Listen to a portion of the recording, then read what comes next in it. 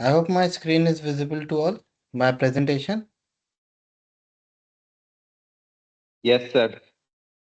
Okay, great. So, since this is the first class on supply chain analytics, right?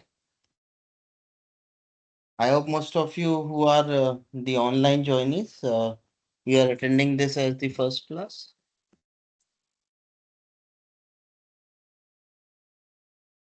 Yes, sir. Okay, great. Let me just.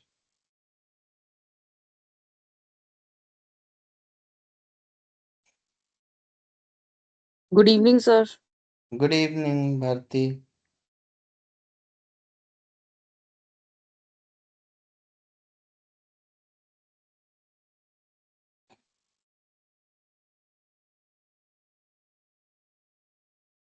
Just a second. Okay. So, in this class, we'll talk about what exactly supply chain analytics is. Then we would be talking about the various components of supply chain, why there's a need for supply chain analytics, and all these things. So, when we talk about supply chain analytics, as you all know, what exactly is supply chain? Supply chain generally consists of the no, individuals or people who are part of our supply chain, right?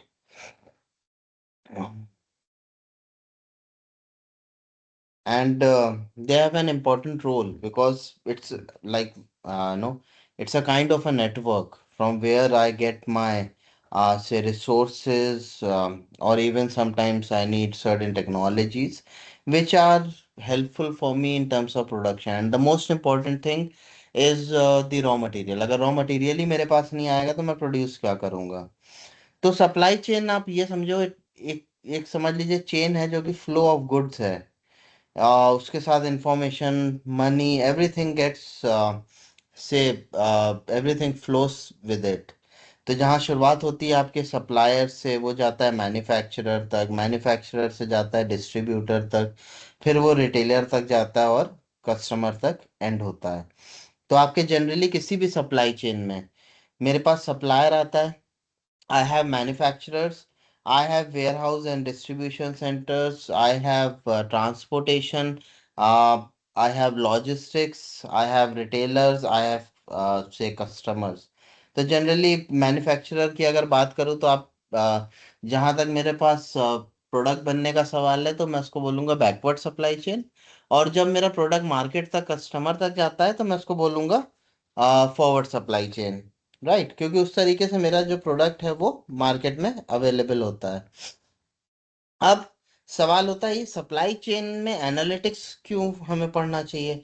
Why there is a need to study supply chain analytics? क्या इस पूरे process में data, what do you think, data आता होगा?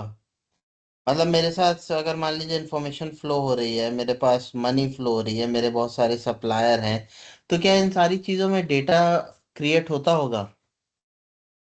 Yes sir, yes, होता है। Right. वो सारा डेटा, अब मान लो मेरे पास मान लीजिए 10 सप्लायर्स हैं। एक, सोचो फॉर एग्जांपल मेरे पास एक प्रोसेस है, एंड अंडर दिस मेरे पास मान लीजिए 10 सप्लायर्स हैं।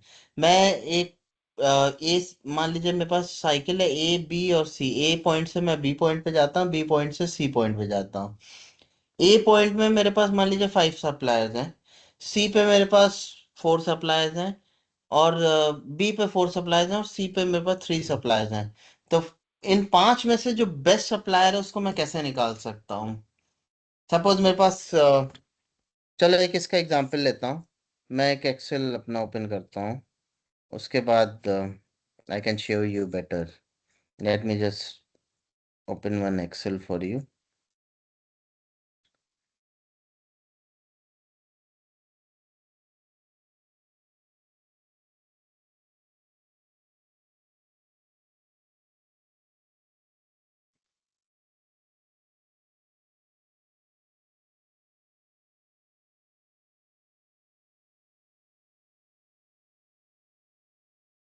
Can you see the Excel?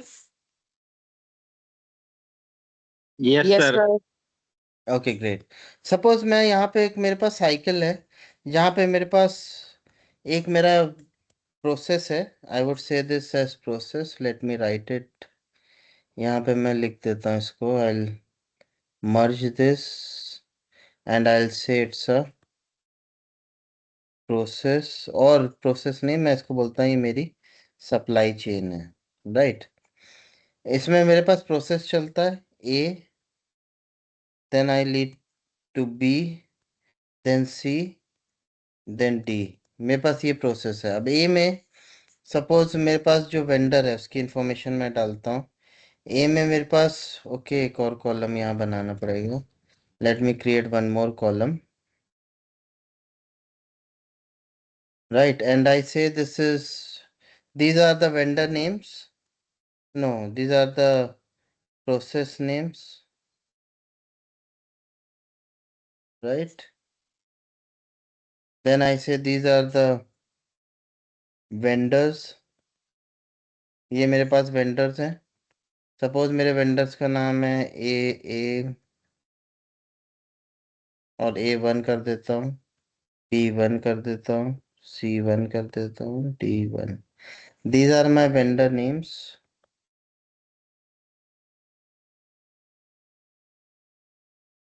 Right. और ये मैं सारे प्रोसेस को ए ही कर देता हूँ, चलो, for the time Bing let me consider it for one process. ये मेरे वेंडर्स के नेम है, ये मैं उनका टाइम फ्रेम बताता हूँ। आई वुड से यहाँ पे पॉजिटिव है तो आई वुड से +1 डे मेरे को मिल जाता है मार्जिन। यहाँ पे मुझे 1 डे मिल जाता है, यहाँ मुझे 0.5 मिल जाता है, यहाँ पे मुझे माइनस में चला जाता है 1 डे। मतलब ये वेंडर मेरा लेट करता है सप्लाई में। सप्लाई टाइम कर देता हूँ इसको और इजी कर देता हूँ, ठीक है। नाउ आई वुड से production capacity. So suppose I would say this supplier has a production capacity to produce 100 units. He has a production capacity to produce 200 units. He has a production capacity to produce 80 units. He has a production capacity to produce 500 units. Right? Now, supply time हो गया, location.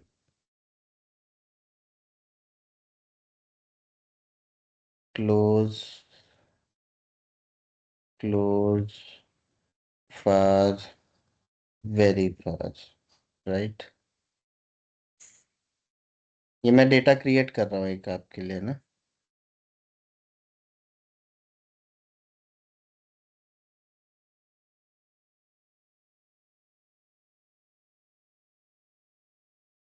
Order capacity,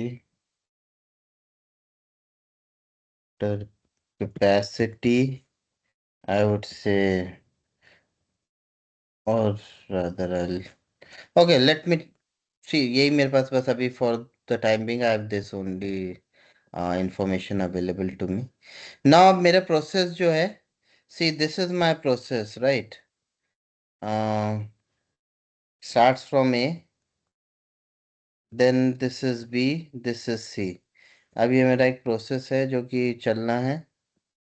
so I am in the process A right now. तो process A के लिए ये मेरा data available है, for process A this is my data available, right. So to run this, मेरे पास एक अभी ऑर्डर है, मुझे सपोज, अब बहुत ध्यान से देखिएगा, इसको मैं बनाता हूँ। मुझे सिर्फ 50 यूनिट्स चाहिए अभी, राइट। मेरे पास ये डेटा अवेलेबल है। नाउ यहाँ पे on the basis of this, tell me who is the best supplier for me. Process A को चूज करने के लिए मैं किस वेंडर को लूँ यहाँ से, और आई वुड से कि सप्लायर नहीं, I will change it to vendor.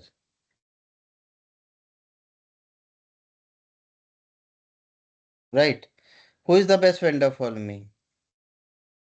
Seeing this information, सिर्फ मेरे पास ये information available है. I don't have any other information available with me. Now seeing this information, tell me who is the best vendor for me. A1, B1, C1 and D1. मुझे 50 units चाहिए. Okay, I make it more से accurate for you. ये unit demand जो मेरी है, time frame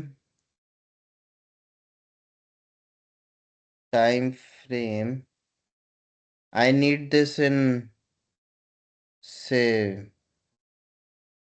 यहाँ पे मैं थोड़ा सप्लाई टाइम को चेंज कर देता हूँ. ये 10 दिन लगाता है, ये 10, ये 5 दिन, ये माइनस, नहीं माइनस क्यों कर रहा हूँ, बढ़ा देता हूँ, 20 कर देता हूँ. ठीक है, यहाँ पे एक और फैक्टर डाल देता हूँ, कॉस्ट. इसका है 100, इसका है 95, इसका है आई वुड से 120. यहाँ पे मेरा 985. Okay, now I have this. I think this is much information which we have. Now यहाँ पे मुझे एक आंसर चाहिए. ओके, आई से टाइम फ्रेम मुझे नहीं लिख रहा, छोड़ दो. 50 यूनिट्स चाहिए मुझे. Now tell me who is the best vendor for me. यहाँ पे मुझे एक जवाब चाहिए. Seeing this information only, tell me. इस इंफॉर्मेशन को ध्यान से देखिए. You can take 2 minutes. If you want you can do certain calculations and tell me who is the best vendor for me for process A.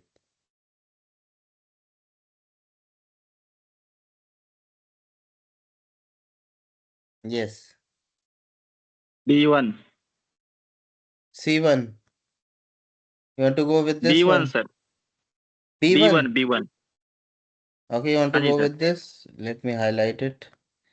Anybody else? किसी और को कुछ लग रहा है?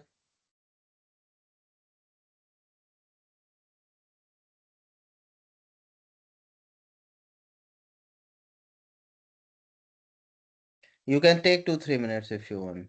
आप चाहिए तो अपने भी एक्सेल में, अपने लैपटॉप में, you can open Excel and you can work on this data.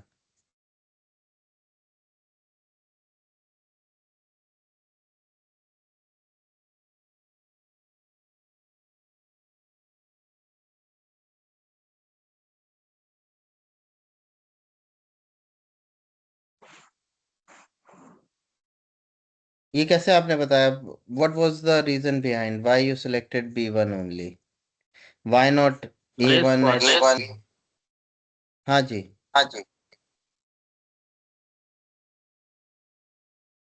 Cost is less in B1 sir. Cost. Okay, तो सिर्फ एक हाँ जी कॉस्ट सर. फैक्टर पे आपने, सबसे कॉस्ट तो मेरा D1 का है, उसको क्यों नहीं लिया? ये वेरी फार है सर वो. तो क्या हो गया? मुझे तो अभी टाइम का तो मैंने बात ही नहीं करी. अभी तो मैं सिर्फ कॉस्ट पे देख रहा हूँ. ट्रांसपोर्टेशन कॉस्ट लगेगा ना सर. मेरे को तो अभी देखो, मैंने जो एलिमेंट्स दिए हैं, सिर्फ उस एलिमेंट्स को देखो ना अभी.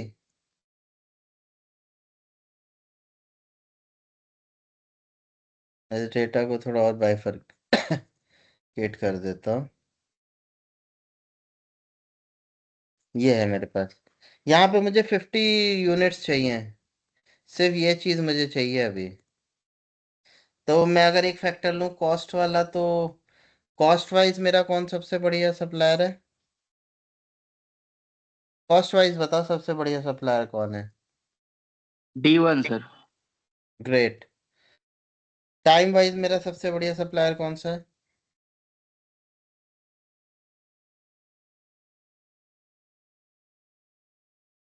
C1. C1. परफेक्ट. और मैं देखूं, दोनों वेरिएबल्स को साथ में लूं, कॉस्ट एंड टाइम, तो कौन है जो मेरा सबसे बढ़िया सप्लायर है?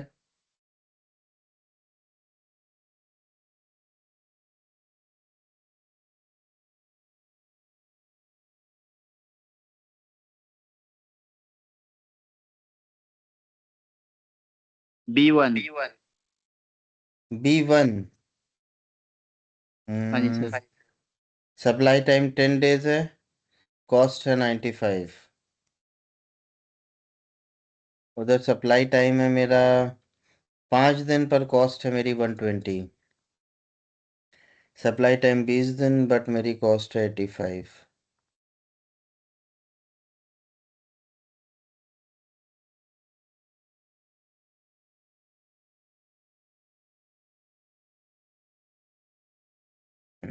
और उसको ध्यान से देखो।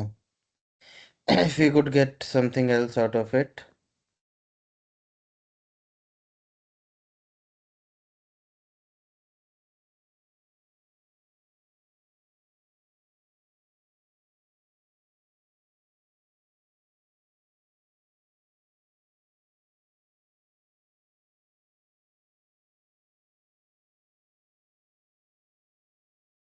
या तो D1 हो सकता है सर। आ, एक चीज कर सकते इसमें, या तो वेट दे दे। मान लो 60% वेटेज मैं दे रहा हूँ कॉस्ट को, और टाइम को एक वेटेज दे रहा हूँ, ये चीज कर सकता हूँ।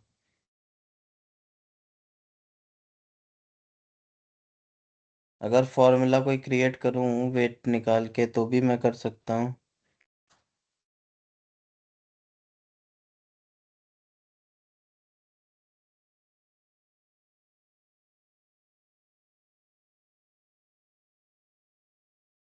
चलो देख लेते हैं, एक फॉर्मूला क्रिएट करते हैं यहाँ पे।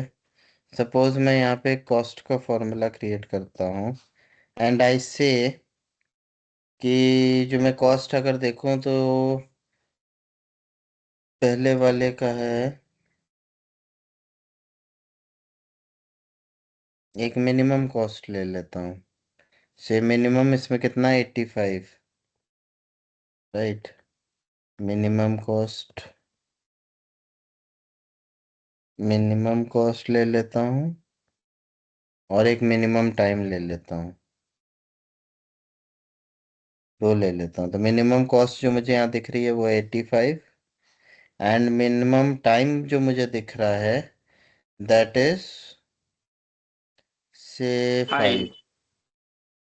राइट, ये दो फैक्टर्स मैं अब इसी डेटा पे मैं काम कर रहा हूँ, and I am creating my own. इस एनालिटिक्स पे मैं अपना एक डिराइव कर रहा हूँ फॉर्मूला, राइट। तो मैं यहाँ कह रहा हूँ कि जो मैं सपोज करिए इसका देख रहा हूँ, तो यहाँ पे मैं कहता हूँ इसका कॉस्ट स्कोर क्या आ रहा है, कॉस्ट स्कोर। तो अगर मैं कॉस्ट का स्कोर देखूँ इसका, तो मेरा आएगा, मिनिमम कॉस्ट मेरी है सपोज 85, उसको मैं डिवाइड कर रहा हूँ से इसकी कॉस्ट से, जो कि है 100। ठीक है, इक्वल्स टू नहीं लगाया, इक्वल्स टू। तो ये मेरा इसका कॉस्ट का स्कोर आ रहा है, राइट। फिर मैं यहाँ पे इसका देख लेता हूँ, इसका है इक्वल्स टू 85 डिवाइडेड बाय 95।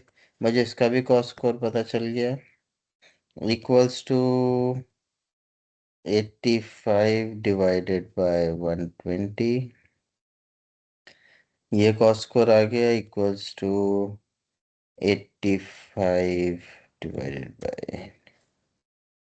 ठीक है, now I have these scores available with me। ये मेरे पास आ गया, इसको भी मैं टेबल बना देता हूँ। now I have the time score। Time को भी स्कोर कर लेते हैं। टाइम स्कोर में अगर मैं जाऊँ तो मेरा मिनिमम टाइम क्या है, 5 है ना।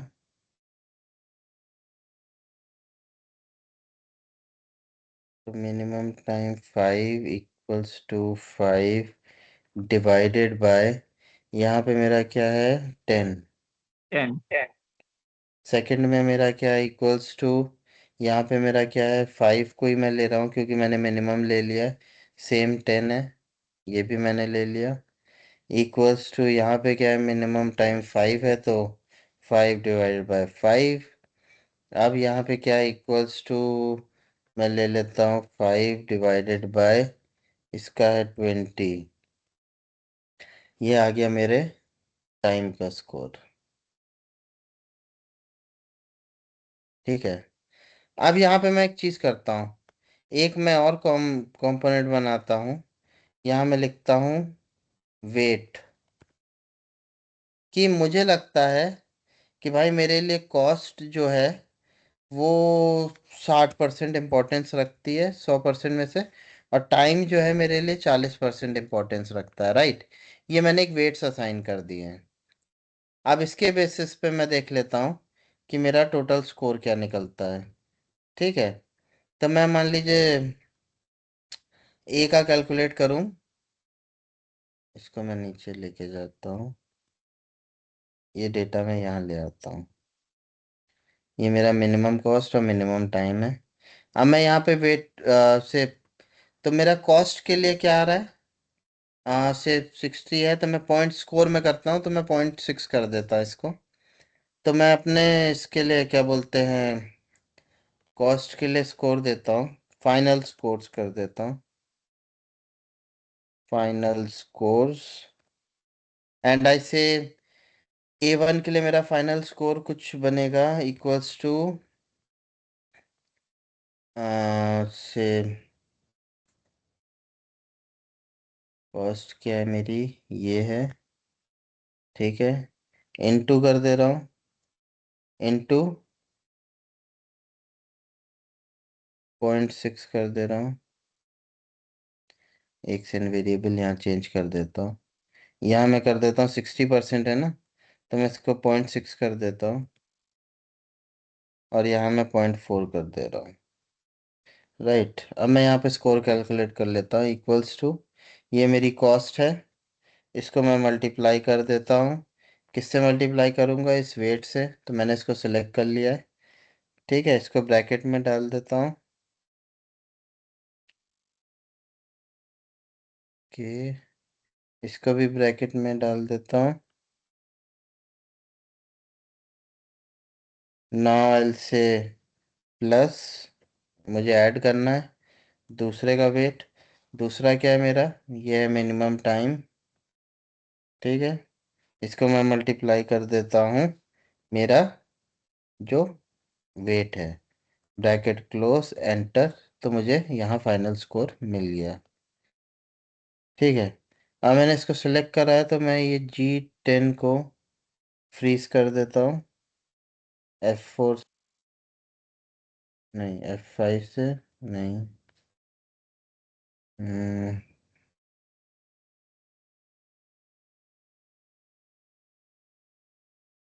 कोई नहीं, मैं खुद ही डॉलर लगा कर देता हूँ, ये डॉलर, ये, राइट। इसको भी मैं फ्रीज कर देता हूँ, क्योंकि मैं इसको ड्रैग कर पाऊंगा ना इसके बाद, I won't have to repeat the formulas. और ये मैं इसको ड्रैग करके यहाँ तक ले आता हूँ, ये देखो मेरे सारे उसका निकल आया। अब वेट्स के हिसाब से मेरे लिए बेस्ट सप्लायर कौन सा है, बेस्ट सप्लायर, अब मेरे पास वेट्स आ गए हैं, ये मेरा बेस्ट सप्लायर, तो ये यहाँ मैं लगा देता हूँ मिनिमम का फंक्शन।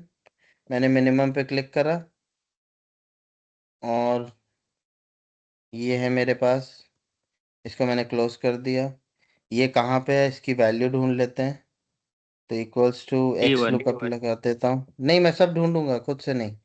ये मैंने लुकअप वैल्यू कर लिया, लुकअप वैल्यू मुझे कहाँ मिलेगा, नहीं यहाँ पे मैं लगाऊंगा एच लुकअप, एच लुकअप लगाता हूँ।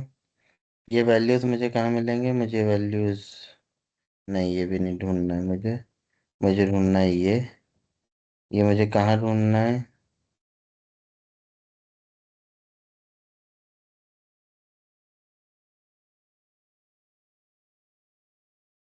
यहाँ पे ढूंढना है। रो इंडेक्स नंबर 1 2 3 4, मुझे देखना है सेकंड में ना, second, I want to match, I'll close it. Let's see what I get. 0.7, इसका डेसिमल बढ़ा देता हूँ।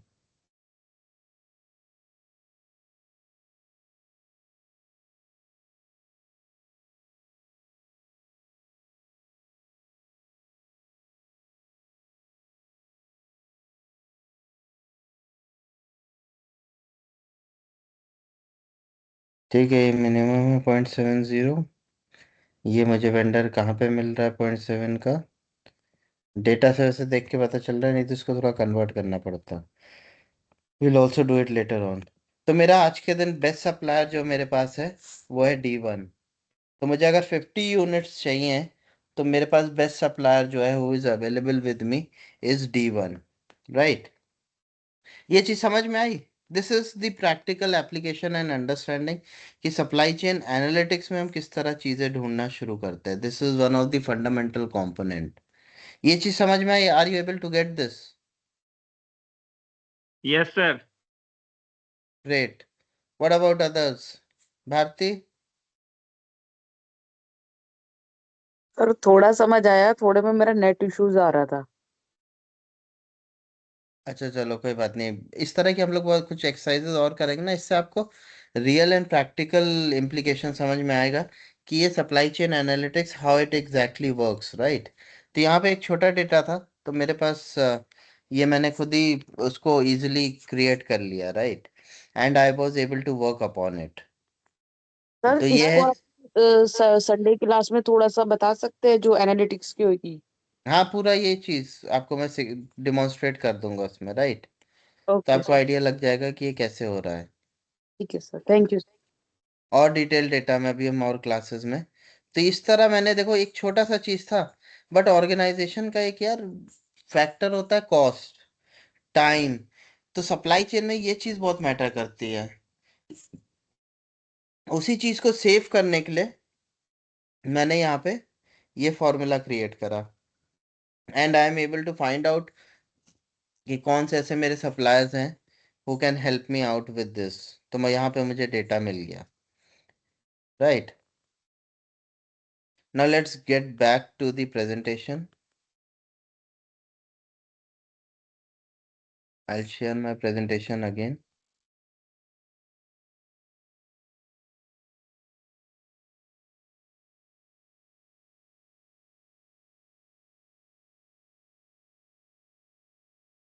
I hope my presentation is visible.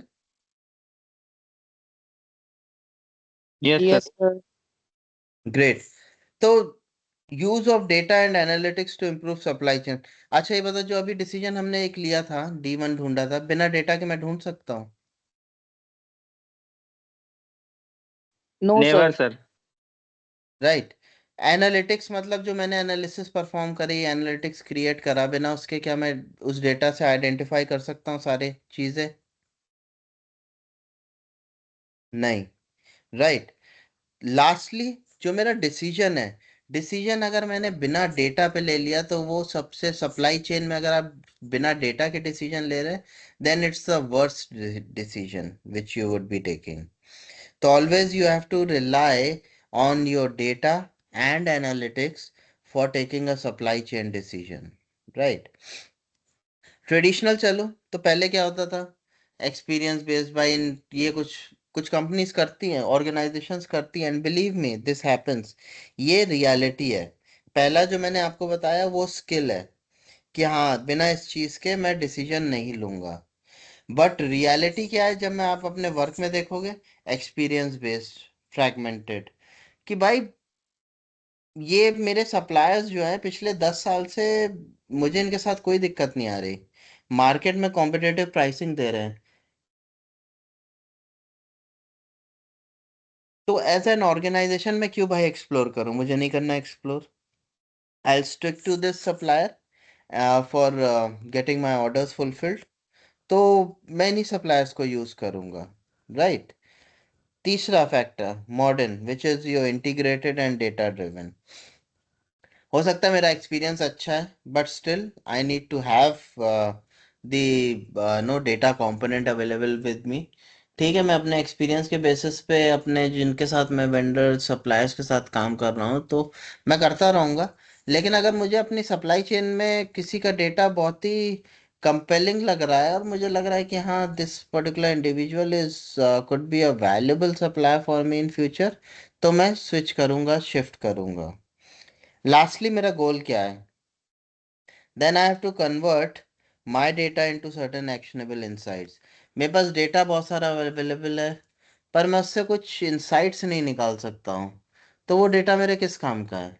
I don't know that particular data is not at all worthy for me if I'm not able to get or extract certain say analytics or insights from it.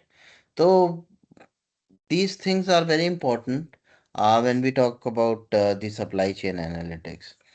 Now, coming on to data driven supply chain analytics, problem driven to data driven supply chains, ये से एक problem है मेरे पास भाई, जैसे for example और if suppose problem नहीं है, वो गैप है कि मुझे आइडेंटिफाई करना है best supplier. Now, what you can do, you can use your wisdom, think over it, and if I ask you कि मुझे एक बेस्ट सप्लायर ढूंढ के बताओ तो कौन सा, जैसे अभी हमने ढूंढा, तो कौन से ऐसे फैक्टर्स हो सकते हैं? अभी आपने प्रैक्टिकल भी देखा है तो ये दिमाग में तुरंत आने चाहिए।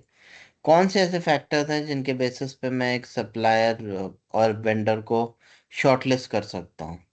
दो फैक्टर्स तुरंत बताओ। Distance and cost.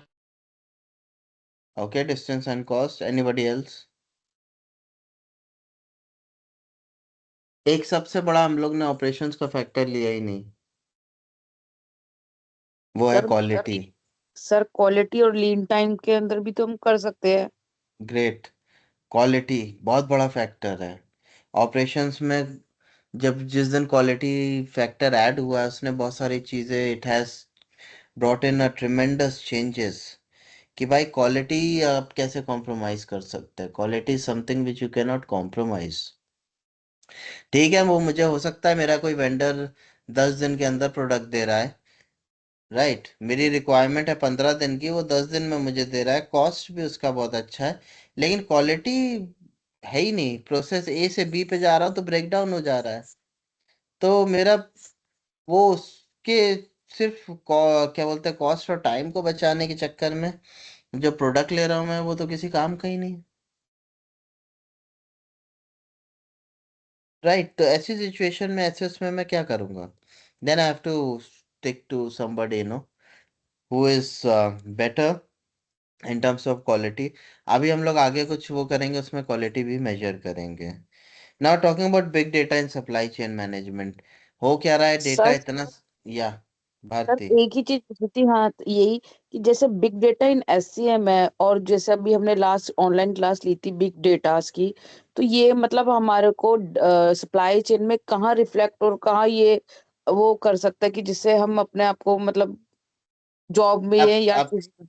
अब सुनो भारती, जैसे मान लो फॉर एग्जांपल अभी मैंने जो डेटा दिया था वो क्या था? बहुत छोटा सा यस डेटा है, सर। देख के भी बता यस सर। सकती हो। फॉर्मूले भी अगर यस। सारे ना बनाओ ना लगाओ तो खुद से बता सकती हो। लेकिन सोचो अगर इसी तरह का मेरे पास 5,000 लोगों का डेटा है, जी सर। तब कैसे करोगी? एक एक्सेल में कैसे कन्वर्ट करोगी? तो जो डेटा मतलब इजीली और एक प्लेटफॉर्म पे, सिंपल प्लेटफॉर्म पे नहीं वर्क कर सकते हो और वो हम्म, मल्टीपल शीट्स में, मल्टीपल एक्सेल में स्पैन हो रहा है, उसको हम बोलते हैं बिग डेटा।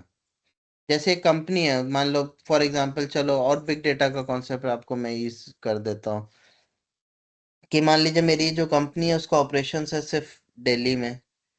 ठीक जी। है, सिंपल डेटा जिस पे मैं काम कर सकता हूँ। ऑल ओवर इंडिया के 40 शहरों में जी। क्रिएट हो रहा है डेटा सेट, आपका लार्ज डेटा बन रहा है।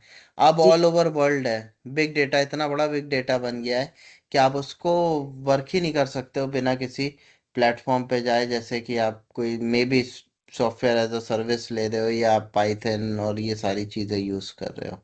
Yes sir. That becomes your big data, कि वो डेटा ही इतना ह्यूज है कि उस पे काम ही नहीं हो सकता।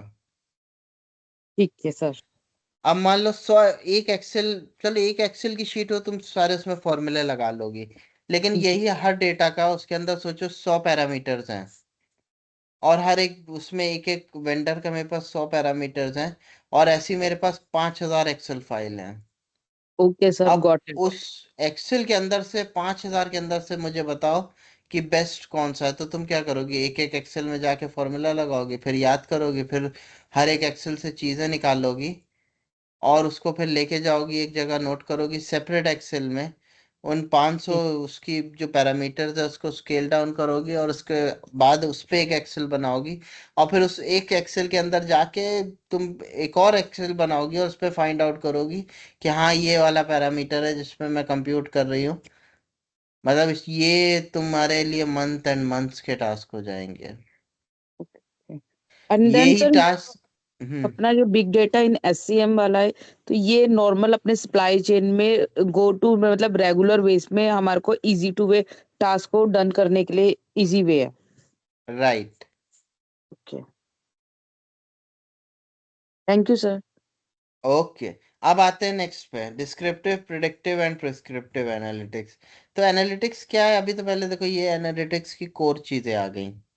सप्लाई चेन में तो अभी बाद में आएंगे इसका यूज क्या है, लेकिन अगर मैं बात करूँ कोर डिस्क्रिप्टिव, नाम, just try to understand this particular terminology from the very root, that is it's their name. Descriptive means describe कर दो, डेटा क्या है, उसकी क्वालिटी क्या है, उसकी विशेषताएं क्या है, पैरामीटर्स क्या है, डेटा को बस डिस्क्राइब कर दो। राइट। ये सारी चीजें मैं प्रैक्टिकली भी आपको बताऊंगा कि डिस्क्रिप्टिव एनालिटिक्स स्टैटिस्टिक्स कैसे लगता है। देन प्रिडिक्टिव एनालिटिक्स, अगर मैं इसी डेटा के बेसिस पे कुछ प्रिडिक्ट कर पाऊँ, जैसे आज ये ये इनमें से आज तो मुझे पता चल गया बेस्ट सप्लायर ये है, लेकिन फ्यूचर में मेरा बेस्ट सप्लायर कौन सा हो सकता है।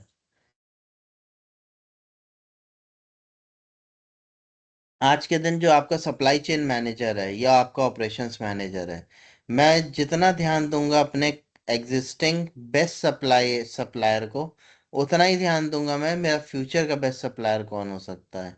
तो I won't leave my future best supplier, लेकिन उस फ्यूचर बेस्ट सप्लायर को आइडेंटिफाई कैसे कर सकते हैं।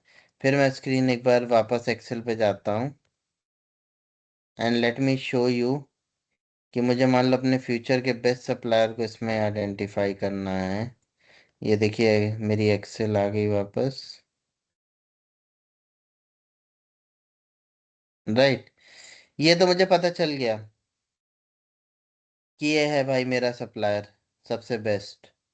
लेकिन अगर मान लो मेरा फ्यूचर का बेस्ट सप्लायर मुझे देखना है, तो मैं देखो इस कॉलम को कुछ नहीं मुझे करना है, मैं इसको यहाँ से डिलीट कर देता हूँ। चेंज हो गया मेरा नेक्स्ट सप्लायर 0.71। तो मेरा नेक्स्ट सप्लायर है A1। राइट। ये मेरा नेक्स्ट बेस्ट सप्लायर है, इसको भी मैं हाईलाइट कर देता हूँ।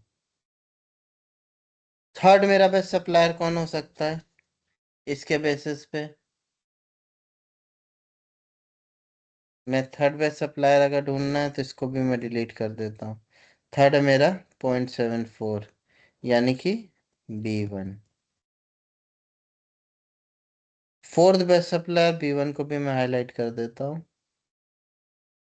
फोर्थ मेरा बेस्ट सप्लायर जो बचा है वो है मेरा C1। E, नहीं C1। C1 को भी मैं एक हाईलाइट कर देता हूँ। ये है मेरी बेस्ट सप्लायर्स की रैंकिंग। राइट। अब इनका वो क्या है, मैं इक्वल्स टू यहाँ पे एक फंक्शन लगा देता हूँ लुकअप का, एक्स लुकअप लगा देता हूँ,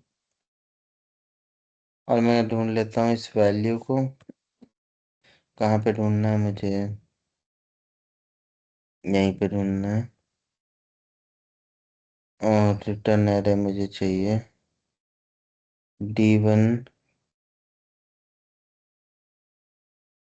रिटर्न एरे में मुझे चाहिए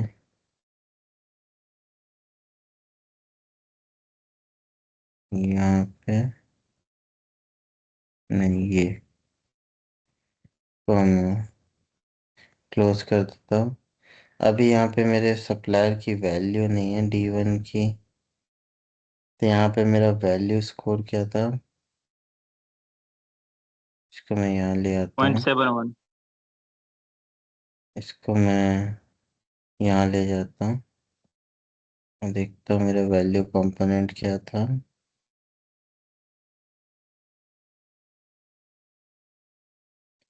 वापस मैं फिक्स करता हूँ।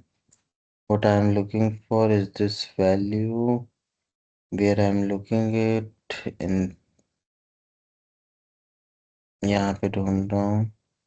जब मिल जाएगा तो मुझे जवाब कहाँ मिलेगा, यहाँ मिलेगा। I think something wrong with the hmm, ठीक है, ये ठीक है।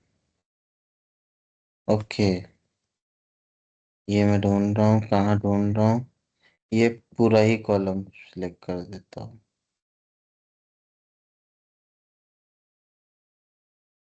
यहीं पे ढूंढ रहा हूँ। जब मिल जाएगा तो मुझे जवाब कहाँ चाहिए,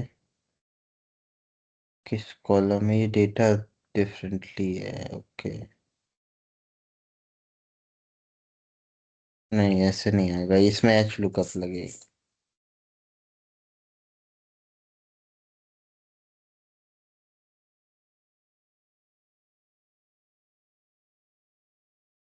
value table array, this is the table.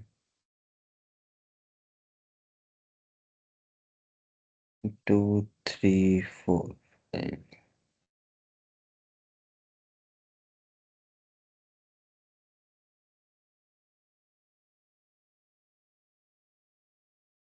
2। ठीक है, इसको मुझे थोड़ा चेंज करना है। 2 के बजाय 9 पे लेके आना है, तो मुझे यहाँ पे एच लुकअप से सारी वैल्यूज पता चल जाएंगी। ठीक है, तो पॉइंट इसकी ये है।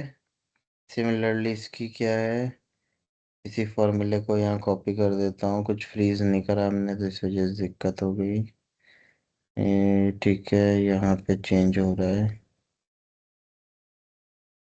J17, यहाँ पे क्यों शिफ्ट हो रहा है। ठीक है, शिफ्ट तो सही हो रहा है।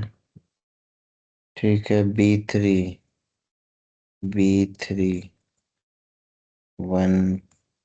B2 होना चाहिए। ये B2 होना चाहिए, से लेके F11। B2 से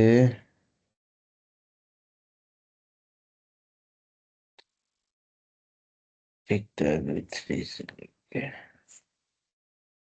F11 9।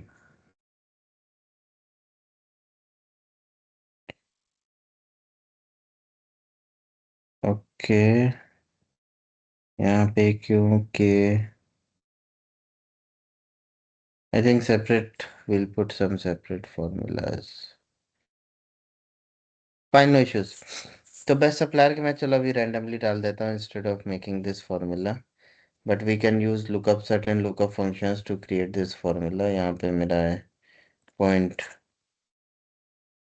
यहाँ पे मैं D1 is 0.70, A1 is my 0.71, B1 जो है मेरा 0.73 है, C1 जो है मेरा 0.825 है। अब इस डेटा के बेसिस पे बता मुझे अपने, मान लो ये मैं, मेरे पास ये डेटा अवेलेबल है, let me highlight it. D1 तो मेरा बेस्ट वेंडर है आज के दिन, बेस्ट सप्लायर है, तो I will do everything for this particular supplier. लेकिन क्या मैं A1 को इग्नोर कर दूंगा, ये बताओ। Can I ignore A1? नहीं सर। क्यों क्यों नहीं इग्नोर कर सकता, रीजन? सर दोनों अभी में के अब समय D1 है, लेकिन सर D1 यदि कोई प्रॉब्लम में आएगा तो फिर तो हमें दूसरा अल्टरनेटिव तो देखना एग्जैक्टली पड़ेगा। एग्जैक्टली मुझे तुरंत शिफ्ट करना पड़ेगा। ये जो ए है, इस बी सी, ये मेरा प्रोसेस है। अगर मैं ए पे ही अगर चीज़ें कंट्रोल नहीं कर पाया, यहाँ पे ही अगर मैं चीज़ें कंट्रोल नहीं कर पाया, तो मैं बी को कैसे सॉल्व करूँगा, सी को कैसे सॉल्व करता हूँ। और कई बार जो मैं अगर एमएनसीज की बात करूँ, बड़े बड़े जो जायंट्स हैं, वहाँ पे हर एक प्रोसेस के लिए एक ऑपरेशंस मैनेजर होता है सेपरेटली, जो कि सिर्फ मुझे काम सिर्फ इतना है कि मैं यहाँ पे ए को ही देखूं। दूसरे ऑपरेशंस मैनेजर का काम होगा सिर्फ बी को देखना, तीसरे ऑपरेशंस मैनेजर का काम होगा सिर्फ और सिर्फ सी को देखना। तो ये जो मेरा डेटा है, ये जो मैंने अभी निकाला है, ये मेरे लिए सबसे इम्पोर्टेंट है।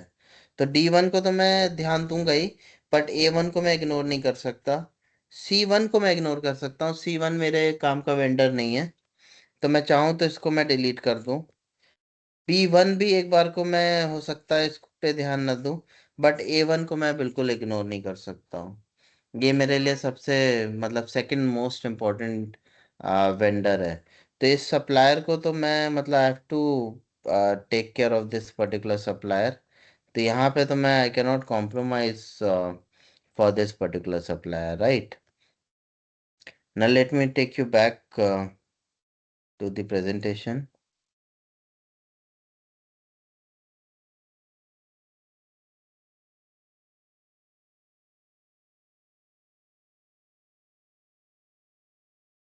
ठीक है, तो now moving on to the next one. यहाँ पे अब मैं बात कर रहा हूँ प्रिडिक्टिव हो गया कि भाई मुझे प्रिडिक्ट करना है फ्यूचर के लिए मेरा बेस्ट कौन सा है। जैसे अभी हमने एक मैकेनिज्म निकाला, एक फॉर्मूला क्रिएट करा, and I am able to find out मेरा फ्यूचर के लिए सेकंड बेस्ट सप्लायर क्या कौन है। और मे भी हो सकता है डेटा और आपका कंपेलिंग होता, then I would have been find out कि मेरा भाई हो सकता है फ्यूचर में से कौन सा सप्लायर मुझे ज़्यादा प्रॉफिट दे सकता है। तो ये सारी चीज़ें I can do it. Prescriptive हो गया, मेरे पास कोई डेटा है, उसके अंदर मैं देखा मैंने कि हाँ भाई कुछ प्रॉब्लम्स आ रही हैं, डायग्नोस्टिक एनालिटिक्स के थ्रू मुझे पता चला कि भाई ये प्रॉब्लम है। तो प्रिस्क्रिप्टिव में मैं सॉल्यूशन दे सकता हूँ कि A1 जो है, अगर मैं मान लो मेरा कॉस्ट और टाइम बच के B1 से ही हो सकता है चीज़ें, और B1 मेरे लिए ज़्यादा एफिशिएंट हो सकता है, तो मैं यहाँ पे प्रिस्क्राइब कर सकता हूँ कि क्या ऐसे फैक्टर्स हैं जिन पे मैं वर्क करके, जिनको मैं ठीक करके अपने B1 सप्लायर को A1 से रिप्लेस कर सकता हूँ या A1 पे ला सकता हूँ।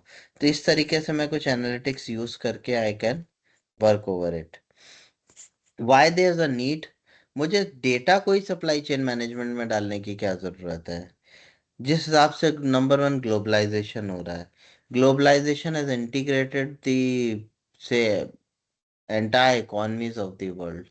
आज के दिन today my economy, or maybe you are sitting in say any part of the business, but what a globalization has done, it has like created a very strong network across the globe, wherein almost today one country is like having a trade or having certain supply chains scattered all across the globe. It may reach to around 50 to 100 plus countries, or maybe till 150 countries.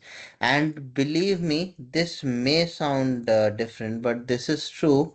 कुछ ऐसी companies हैं जिनका business model इतना strong है और उनके businesses 100 plus countries में, can you believe that there are companies who is having their जैसे businesses। सर DHL और FedEx। एग्जैक्टली इनका सबसे बड़ा ये ऑपरेशन के सबसे बड़ी कंपनीज है आज के दिन, और ये पूरे वर्ल्ड ओवर को प्रोडक्ट और सब चीज सप्लाई करती है, राइट। वेरी गुड, आप उसको रिलेट भी कर पा रहे हैं कंपनी से। I am pretty much happy with this. Second, demand variability and uncertainty. Demand का क्या है? अब जैसे फॉर एग्जांपल आज के दिन इस पे कुछ इम्पैक्ट आ रहा है क्या? ये जो ग्लोबल क्राइसिस और वॉर चल रहा है, इसका कुछ इम्पैक्ट आ रहा है?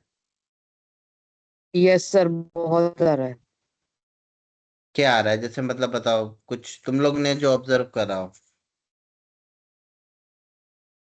सर इकोनॉमिक ग्रोथ से लेकर आपका हाउस होल्ड नीड्स पे, प्लस एग्जैक्टली पर्सन बहुत बढ़िया, बहुत बढ़िया। एंड क्या हाउस होल्ड सर नीड पे क्या इम्पैक्ट आया भारती, बताओ। सबसे आजकल न्यूज में सबसे ज्यादा एक चीज बहुत चल रही है। Sir gas. एक आपका एलपीजी हो गया, और प्लस आपका सीएनजी हो गया, प्लस आपका ये आपका पेट्रोल वगैरह हो गया है। जितना भी पेट्रोकेमिकल्स रिलेटेड आइटम्स है उन पे भी इफेक्ट पड़ रहा है सर। Exactly exactly. और क्या क्या इम्पैक्ट आ रहा है इसका? Sir as a being a norm human, जितने भी लोग हैं उनके ऊपर भी इम्पैक्ट पड़ रहा है, क्योंकि उनकी इकोनॉमिक्स पे भी इम्पैक्ट पड़ रहा है, क्योंकि जो 800 रुपए का एक सिलेंडर था वो आजकल 2500 के अकॉर्डिंग सेल हो रहा है। राइट। और अभी क्या लग रहा दैट्स है, फ्यूल प्राइसेस भी बढ़ेंगे? यस सर, डेफिनेटली बढ़ेंगे, क्योंकि अभी जितना भी ये मिसाइल्स, जितने भी पेट्रोकेमिकल और ये गैस स्टेशन पे ब्लास्ट हो रहे हैं, उसमें मेजरली इन्होंने पेट्रो पे ही ज्यादातर कंसंट्रेट करके हुआ है। ईरान इराक जो भी मतलब लड़ाई ले रहे हैं, उन्होंने मतलब एक टारगेट ही रखा है कि यहाँ से जहाँ पे इफेक्ट और इम्पैक्ट पड़ेगा, एज अ बिंग इकोनॉमिक्स पे भी, प्लस पर्सन पे भी, मतलब जो पीपल्स है उन पे भी इन्हीं चीजों पे ज्यादा ही इफेक्ट और इम्पैक्ट पड़ेगा। राइट। और फ्यूल के अगर प्राइसेस बढ़ेंगे तो उसका ओवरऑल इकोनॉमी पे इम्पैक्ट आएगा। यस सर, डेफिनेटली क्यों? आएगा सर। प्लस क्यों आएगा, इन्होंने, रीजन? क्योंकि सर मेन है कि इन्होंने अननेसेसरी चीजों पे ही इम्पैक्ट कर दिया, जो इनको पता है पर्सन इस पे नीड डिपेंडेबल है। हम्म। ठीक है, नीड डिपेंडेबल है, प्लस कईयों की इकोनॉमिक सैलरी इतनी नहीं होती है जितनी कि वो इतना अफोर्ड कर सकते हैं। ठीक है, राइट। ठीक है व्हाट एल्स? सर। सेकेंडली चीज है कि ये जो भी कर रहे हैं, मतलब मेजर मेजर टास्क लेके ही उनको डेड कर रहे हैं, कि जिससे कि इकोनॉमिक्स पे भी आए, और plus side by side as well as कि आपको ये मतलब जितना भी नॉर्मल मिडिल क्लास पर्सन है, थोड़े अपर मिडिल पे है, तो उन दोनों पे ही करना असर हो रहा है, लोअर मिडिल पे भी और अपर मिडिल पे भी। होता क्या है भारती में, एक बहुत बढ़िया था, तुम्हें एग्जांपल देता हूँ। पेट्रोल, हम्म। पेट्रोल डीजल और इस फ्यूल पे अगर जैसे ही प्राइस बढ़ता है, ओवरऑल इन्फ्लेशन क्यों बढ़ जाता है मार्केट में, कॉस्ट क्यों बढ़ जाती है? क्योंकि बिना ट्रांसपोर्टेशन के तो तुम्हारा आज के दिन कुछ मूव ही नहीं कर सकता है। Yes sir, exactly. बिना ट्रांसपोर्टेशन के तुम मुझे एक चीज बताओ जो बिना ट्रांसपोर्टेशन के तुम कर सकती हो। कुछ नहीं कर सर सकती हो। कुछ नहीं है, मैक्सिमम। इवन अपना शिप से भी अगर हम देखा जाए तो वो भी हमारा ट्रांसपोर्टेशन में आ रहा है, उसको भी फ्यूल की कंज्यूमेंट है। एग्जैक्टली, इवन तुम्हारे जो डेटा सेंटर्स हैं वहां पे भी जो इलेक्ट्रिसिटी या क्या बोलते हैं, एनर्जी के लिए 24 पावर बैकअप के लिए जनरेटर्स होता है, उसमें तक फ्यूल डलता है। Yes sir. कोई एक ऐसी चीज बताओ जहाँ पे मतलब मुझे नहीं दिख रहा है। हर जगह आपको सर मतलब यहाँ फ्यूल। पर जो चीज है वो सिर्फ हम एज अ ह्यूमन पर्सन, वो डिपेंडेबल हो चुका है, नीडेड हो रखा है इन इन चार पांच चीजों में। तो उसका इम्पैक्ट आएगा ही। तो ग्लोबलाइजेशन में सर क्या है आज के दिन? अब भाई ईरान में हो रहा है, मेरे से क्या मतलब है, लेकिन मेरी पूरी इकोनॉमी डिस्टर्ब हो गई। राइट। रीजन सर ट्रांसपोर्टेशन को रिगार्डिंग लेके ही आपका सारा इकोनॉमिक स्ट्रक्चर हिला है। Exactly exactly. अब देखो ना सप्लाई चेन, अब तुम्हें इससे बड़ा वर्ल्ड में सप्लाई चेन का एग्जांपल आज के दिन मैं दे ही नहीं सकता हूँ। अब देखो जैसे ओपेक है, ऑयल प्रोड्यूसिंग एक्सपो कंसोर्टियम है ऑयल प्रोड्यूसिंग कंट्रीज का। लेकिन बहुत सारे हमारे, ऐसा नहीं है कि सिर्फ हम ईरान से ही ऑयल ले रहे हैं, और भी लोगों से ले रहे हैं, हमारे बहुत सारे वेंडर्स हैं, बहुत सारे सप्लायर्स हैं। लेकिन मेरे लिए बेस्ट सप्लाई चेन का कौन सा है? अब यहाँ पे एनालिटिक्स चलेगा कि अब ईरान नहीं तो सेकंड बेस्ट कौन है। Russia sir. राइट। अब एनालिटिक्स से मैं किसको, कौन सा डेटा अगर मेरे पास हो तो मैं, जो अगर ईरान को रिप्लेस करना है तो मैं किससे कर सकता हूँ for the time Bing? Sir time being के लिए हम रशिया को भी यूज कर सकते हैं, साइड बाय साइड हम एज अ लिटिल बिट के लिए, मैं मतलब श्योर नहीं हूँ, वेनेजुएला भी है। हम्म। ठीक है सर। और कुछ अल्टरनेटिव वेस्टर्न कंट्री भी है जिनसे हमारे को टाइमिंग के लिए ये सब का मतलब आपको पेट्रोकेमिकल रिलेटेड आइटम्स मिल सकती है, हम्म। क्योंकि कुछ कंट्रीज ने तो अप्रूवल एज पर इंडिया को दिया हुआ है। राइट। सर मुझे एक चीज पूछनी थी, ये जो एससीएम है, ये जैसे अभी आपके स्लाइड्स पे है, hmm. Need for data driven SCM, sir ये what is this for SCM? Supply chain management. अच्छा, वो इसी डेटा ड्रिवन में ही रहेगा? हाँ, सप्लाई ठीक चेन जो तुम्हें मैनेज करने के लिए। अब मैं कह ठीक तो है। रहा हूँ, मुझे तुम ये बताओ, रशिया क्यों बेस्ट है मेरे लिए सप्लाई चेन पार्टनर? हम्म। सर मतलब किस बेस पे है ये चीज, मतलब लाइक इकोनॉमिक बेस पर है, मतलब हम मतलब पर्टिकुलरली जैसे जैसे भाई, इंडियन अगर मैं और ये, अच्छा चलो रिलेशंस सुनो एक, जैसे बन रहे हैं, जैसे पॉलिटिकल रिलेशंस बन रहे हैं, दैट्स व्हाई। चलो और इसको हम माइक्रो लेवल पे लेके आते हैं। मान लो जी। मुझे मेरे से मैं सपोज एक कंप्यूटर मैन्युफैक्चरर हूँ, ठीक है। लेकिन yes sir. Computer, desktop computer में मैन्युफैक्चर करता हूँ, लेकिन मैं ना बनाता कुछ भी नहीं हूँ। ज़रूरी नहीं है मैं मैन्युफैक्चर करूँ, मैं लाइक लेकिन मैं असेंबल करता हूँ चीज़ें। तो सर मैं, ये तो वही हो गया जैसे, मतलब एप्पल करता है, नाम उसका अमेरिका का है, असेंबलिंग इंडिया से भी होती है, चाइना से भी होती है, और हाँ ताइवान से भी होती है। हाँ, अच्छा मुझे ये बता दो, सप्लाई चेन में आज के दिन ताइवान को कोई हटा सकता है चिप से? नहीं सर, सबसे बड़ा मेन हब वही है।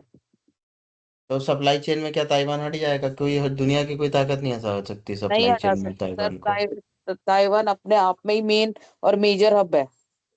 राइट। तो ये, अगर मुझे मान लो रशिया मेरे लिए, अगर मान लो एक इम्पोर्टेंट पार्टनर है, तो मेरे पास डेटा है भाई, उसका मुझे कितना समय लगता है मार्केट में।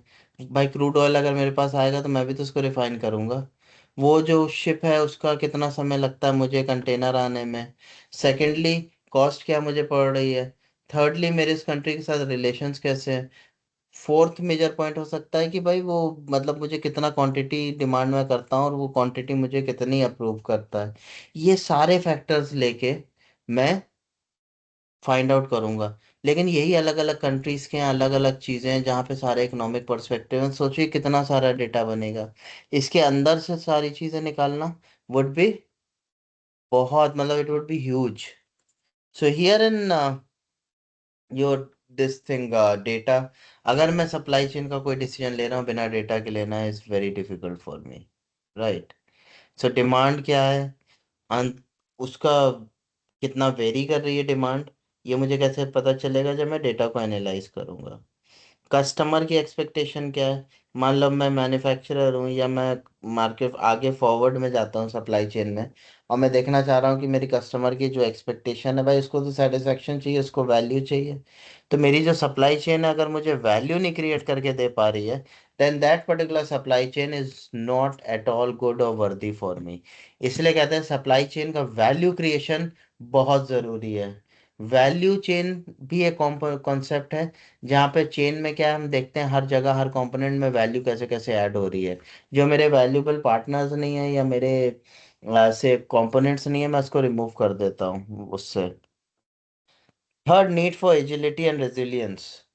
अगर मेरा एजाइल नहीं है मेरा सप्लाई चेन, और मेरे में रेजिलियंस नहीं है कि मतलब कोई भी दिक्कत आ रही है मैं वापस उसको कोप अप नहीं कर पा रहा हूँ, तो मेरी सप्लाई चेन के लिए बहुत बड़ी दिक्कत है। ये चीज़ें मैं कैसे फाइंड आउट करूंगा? अब जैसे मैंने अभी उसमें सप्लाई चेन में से बहुत सारे डेटा निकाला, डेटा पे काम करा, तो मुझे पता चल जाएगा हाँ भाई ये यहाँ पे लीड और लैग आ रहा है। मैंने जैसे देखा यहाँ 20 दिन ले रहा है ये सप्लायर, ये 10 दिन ले रहा है, ये 5 दिन ले रहा है। तो मैं वहाँ पे मैप कर सकता हूँ, अगर मान लो मेरे पास 10 दिन का समय है और इस वाले सप्लायर में कोई दिक्कत आ रही है, तो मैं 5 दिन से 10 दिन पे शिफ्ट कर सकता हूँ। मैंने वहां पे लीड टाइम इतना रखा हुआ था या लैग टाइम इतना रखा है, तो मैं उसको वहां से वहां मूव कर सकता हूँ। तो this is how your data helps in your supply chain management. Second क्या है? Problem driven supply chain. भाई कोई मेरे सप्लाई चेन डिस्टर्ब हो गई, दिक्कत आ गई। अब मुझे, जैसे मान लो A1 मेरा था सप्लायर, अब वहाँ दिक्कत आ गई, A1 रिमूव हो गया, अब मैं क्या करूँ? मुझे किस सप्लायर पे मूव होना है? तो वहां पे मैं रिएक्टिव डिसीजन लूंगा क्योंकि प्रॉब्लम आ गई है। थर्ड सेकेंडली फोरकास्टिंग, वहाँ पे क्या है, मेरे लिमिटेड फोरकास्टिंग होती है, राइट। और मैं देख सकता हूँ क्योंकि मेरी प्रॉब्लम से पर्टिकुलर फोरकास्ट कर रहा हूँ मैं कि हाँ भाई ये प्रॉब्लम है, इसका ये सॉल्यूशन है, तो मैं फोरकास्ट उस हिसाब से कर सकता हूँ। इवेंट को मैं एनालाइज कर सकता हूँ अगर मेरे पास डेटा है। मैंने भाई चलो एक एक रन करा सप्लाई चेन का, और मैंने सपोज एक प्रोडक्ट मुझे मंगाना था, असेंबल करना था, मार्केट में देना था। ये प्रोसेस मेरा पूरा बहुत फेयरली रन हो गया, मैंने प्रोडक्ट अपना कंज्यूमर तक पहुंचा दिया। लेकिन अब मुझे इसका पोस्ट इवेंट एनालिसिस तो करना पड़ेगा ना भाई, कि मान लो कोई दिक्कत आई या क्या रीज़न था, और मैं इसको बेहतर कैसे बना सकता हूँ। Competition, you all know what kind of a competition we are growing through. Every organization wants to take the competitive advantage. And believe me, the organization who are good in terms of analytics, who are good in terms of AI, who are good in terms of say using the best of the technologies, आज के दिन वही organizations, they are sustainable, they are doing better jobs, they are into like one of the most great and critical components. तो यहाँ पे ये सारी चीजें बहुत मैटर करती है। Then high dependency on intuition. तो आप क्या करते हो, बहुत सारी चीजें भाई, जो सप्लाई चेन में सबसे बड़ी प्रॉब्लम है वो ये है कि मैं ज्यादातर इंट्यूशन पे चला जाता हूँ। अगर मैं डेटा पे नहीं जा रहा हूँ तो मैं इंट्यूशन पे डिसीजन ले लूंगा, चीजें होने के बाद उनको एनालाइज कर रहा हूँ। फोरकास्ट जो है वो एक लिमिटेड उससे कर रहा हूँ, प्रॉब्लम आने के बाद उन चीज़ों पे डिसाइड कर रहा हूँ। तो ये मेरी प्रॉब्लम्स आ जाती हैं सप्लाई चेन में, जहाँ इसको रिमूव कर सकती है मेरी अगर स्ट्रॉन्ग प्रिडिक्टिव और एनालिटिकल अप्रोच है तो, right. Not talking about real time monitoring system. मैं रियल टाइम मॉनिटर भी सारी चीज़ें कर सकता हूँ, आई कैन फाइंड आउट कि रियल टाइम में एनालिटिक्स क्या चल रहा है and how things can be solved. Systems में मैं डेटा को इंटीग्रेट कर सकता हूँ, प्रिडिक्शन कर सकता हूँ, प्रिस्क्राइब कर सकता हूँ। कि मैंने जैसे अभी तक देखो ना, उस डेटा पे ही मैंने प्रिडिक्ट भी करा, पहले तो मैंने डिस्क्राइब करा, फिर प्रिडिक्ट करा, फिर मैंने प्रिस्क्राइब भी करा कि मुझे फ्यूचर के लिए कौन से वेंडर्स मेरे लिए इंपॉर्टेंट है।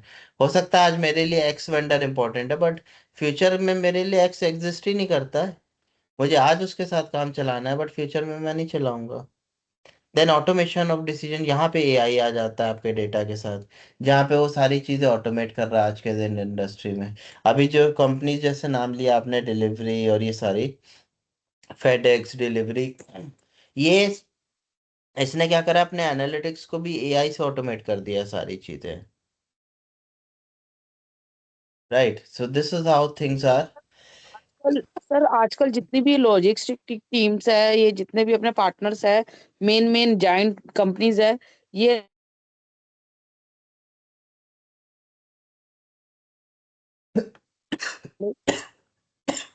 या राइट, ये सारी ऑटोमेट कर रही है मैक्सिमम चीज़ें। जी।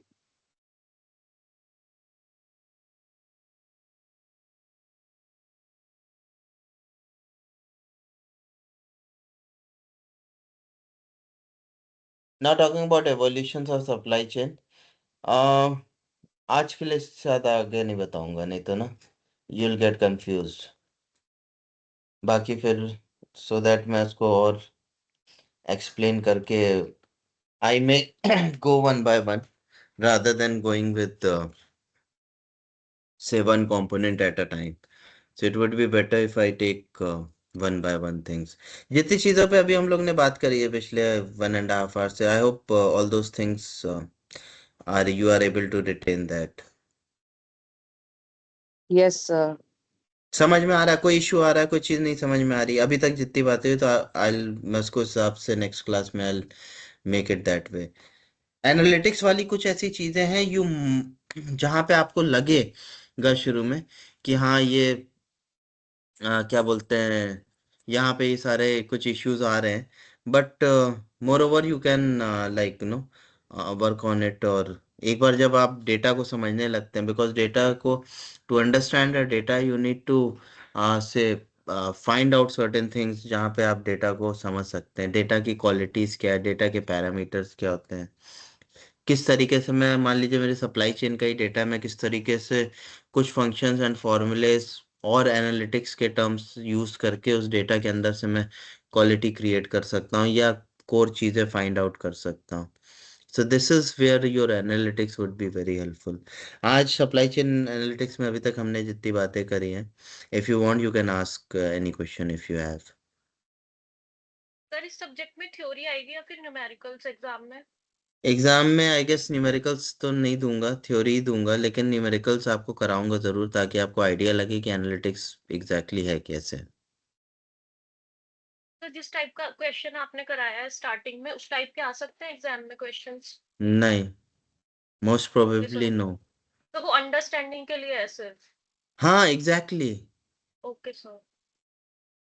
बेसिक क्वेश्चंस कुछ दे सकता हूँ कि हाँ भाई डेटा पे ये है, इसके अंदर से चीज़ें फाइंड आउट करो, फिर उस पर एक इंटरप्रिटेशन करो. वो एग्जाम में छोटा सा आपको मैं एक ऐसा क्वेश्चन बना के दे सकता हूँ विच अगर आपको मतलब इजीली आप कर सकते हो ये सारी चीज़ें. Right sir Mansi? हाँ भारती. सर मैं ये कह रही हूँ कि ओके मतलब सर। जो अभी आपने आज की क्लास में कराया है, ये थोड़ा ऑफलाइन क्लास में थोड़ा सा समझा दोगे ऑफलाइन में? पूरा समझा दूंगा. फिर नया चैप्टर भी स्टार्ट ले लेंगे। हाँ हाँ ऑफलाइन में और समझा दूंगा. नो ठीक इश्यूज. है, thank you sir. And sir okay. System optimization इसमें एक सब्जेक्ट है ऑपरेशंस में, उसमें तो न्यूमेरिकल होंगे ना मोस्टली? हाँ वो तो न्यूमेरिकली, क्योंकि ऑप्टिमाइज कर रहे हो ना, बिना न्यूमेरिकल्स में जाए आप ऑप्टिमाइज कैसे करोगे. So I guess it should have numericals. पूरा अगर मैं ओके सर। ऑप्टिमाइजेशन की बात कर रहा हूँ तो उसमें तो न्यूमेरिकल बेस रहेगा ही. Mansi. Right. Okay sir. So and supply chain analytics mostly theory होगा? हाँ लेकिन कुछ न्यूमेरिकल्स मैं उसमें क्रिएट करके अपनी तरफ से ज़रूर पूछना चाहूँगा, और जो कि आप अगर क्लास कर रहे हो तो अब मुझे नहीं लगता कि आपको दिक्कत आएगी.